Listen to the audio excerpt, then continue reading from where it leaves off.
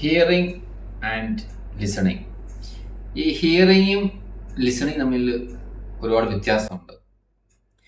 ഇപ്പോൾ ഹിയറിംഗ് എന്ന് പറഞ്ഞാൽ ഈ സൗണ്ട് നിങ്ങൾക്ക് കേൾക്കാം, അപ്പം നിങ്ങളുടെ ഹിയറിംഗ് ഓക്കെയാണ്.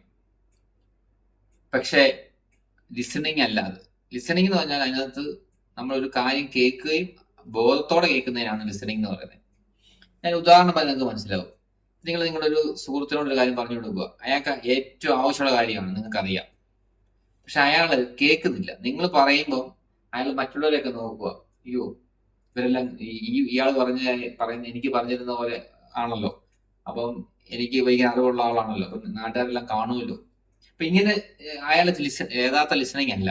അയാളുടെ ഉള്ളില് വേറെ പ്രശ്നങ്ങൾ നടക്കുക, ഇവരൊക്കെ കാണുമല്ലോ. പക്ഷെ നിങ്ങൾ വളരെ ആത്മാർത്ഥമായിട്ട് അയാൾക്ക് കാര്യം പറഞ്ഞു കൊടുക്കുക, അയാൾക്ക് വേണ്ട കാര്യമാണ് താനും, കേൾക്കുന്നില്ല. Is not a listener. അതുകൊണ്ട് ഹിയറിംഗ് ലിസണിങ് വ്യത്യാസമാണ്. ചെവി കേൾക്കാം എന്ന് പറഞ്ഞതുകൊണ്ട് ലിസണർ ആകണമെന്നില്ല. മെഡിറ്റേഷനുമായിട്ട് ബന്ധപ്പെട്ട് ഒരു സീക്രട്ട് നിങ്ങൾക്ക് അറിയണമെന്നുണ്ടെങ്കിൽ നിങ്ങൾ കമന്റ് ബോക്സിൽ ടൈപ്പ് ചെയ്യുക സീക്രട്ട് എന്ന്. നിങ്ങൾക്ക് ഫ്രീ ആയിട്ട് ആ സീക്രട്ട് ലഭിക്കും.